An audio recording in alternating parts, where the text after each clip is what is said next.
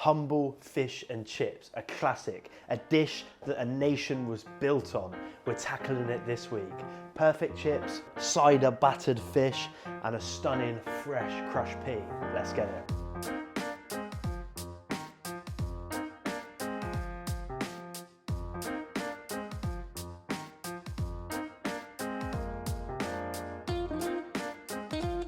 First things first, chips. I've gone for the humble chipper potato. We want to cut this into even chips. So we're going to go down into 3 and you just cut in battens. Now don't worry if they're not all the same size.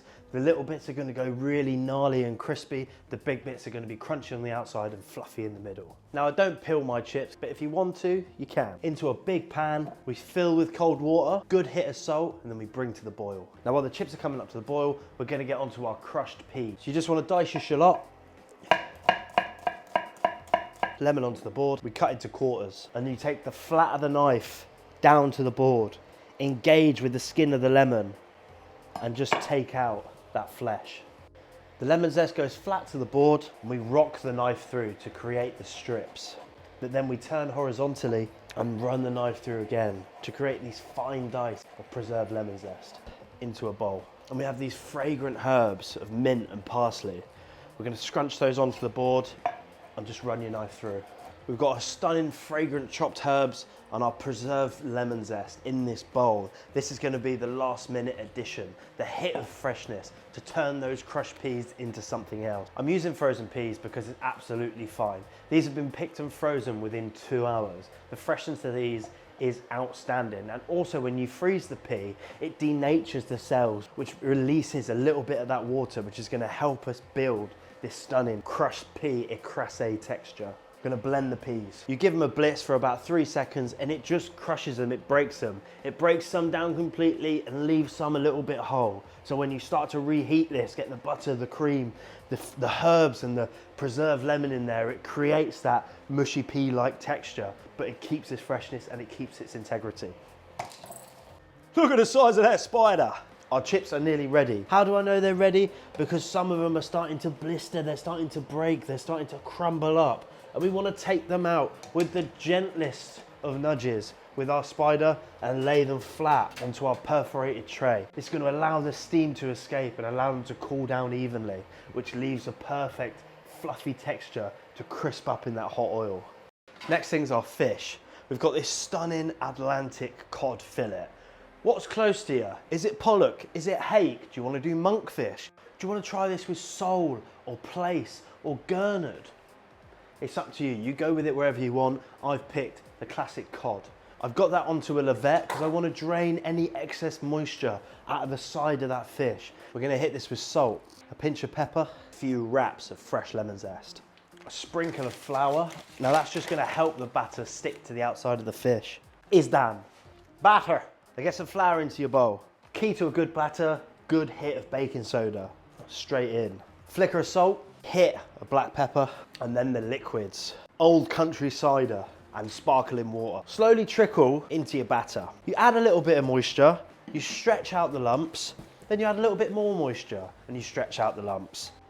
Frying. I've gone for a deep chef pan, halfway full, because the oil, when it heats up, it will expand by about 1/3. This isn't a commercial grade fryer, so you need to remember when you put something cold into the oil, it will cool the oil down considerably. So if your oil is at 175 when your chips go in, it will probably drop to about 140. You want it about 185, 190 when the chips go in, it will drop to about 165, and then you can gradually bring it back up to temperature, and that will allow the moisture on the outside of the chip to evaporate. That will allow the sugars to start to form that beautiful crunchy crust that you get on a stunning chip. Our chips have been cooling now. They've all dried out. You can see the fluffiness, the crispiness, the crunchiness, the blisters and the cracks in the chip that the oil is going to make its way in and create those layers of crunch. To get them back into the oil safely, we're going to place them back on the spider, then just lower that into the oil. And when they first go in there, you want to give them a little tease and a little shake and a little move, just so they don't stick together. Well, the oil's fully up to temperature. They're crusty, they're crispy. They're not completely golden brown. They've kept their color, but they're crunchy as anything on the outside. Get those out, back onto your tray.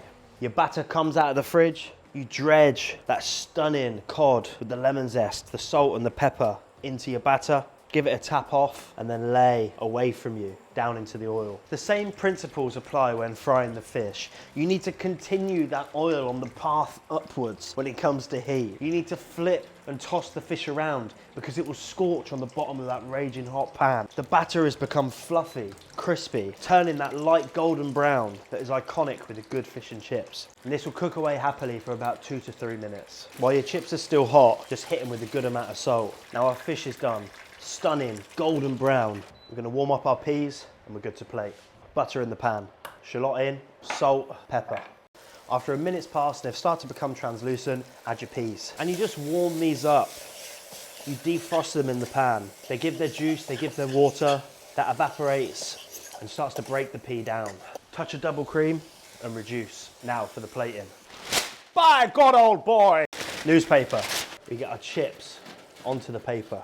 Our 2 stunning, crispy fillets of fish. Half a lemon, bottle of malt vinegar. Now this is a time when we add our herbs and our preserved lemon, the freshness, the kick of a welcome lightness to this dish. Give it a quick stir and then we're into the bowl. And that's it, done. We've got our chips, stunning, crispy, fluffy on the inside, beautifully seasoned. Our cod, that crispy, crunchy batter and that beautiful, stunning, soft flaked cod. Seasoned with lemon zest, salt, pepper, our peas, fragrance with mint and parsley, that welcome kick of the preserved lemon carrying through the dish. Good amount of vinegar, and that's job done. Thank you.